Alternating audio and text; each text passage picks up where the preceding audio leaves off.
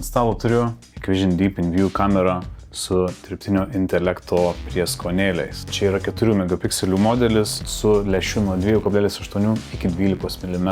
Kamera yra skirta perimetro apsaugai ir funkcija, apie kurią šiandien labiausiai noriu pakalbėti, tai yra galinga ir dirbtinio intelekto apmokyta analitika, kuri užtikrina itin tikslų ir patikimą įsibrovimo aptikimą. Tai leidžia ženkliai sumažinti klaidingus įspėjimus net labai dideliu atstumu. Tai įdėsiu keletą pavyzdžių, kaip ši kamera geba aptikti judančius kūnus, prafiltruoti netikrus suveikimus ir tokiu būdu užfiksuoti tik jums reikalingus įvykius. Dirbtinio intelekto integracija į tokias kameras padeda tokių kamerų techninę įrangą išnaudoti visų 100%.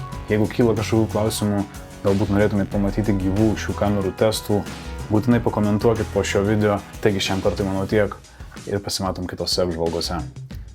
Ate.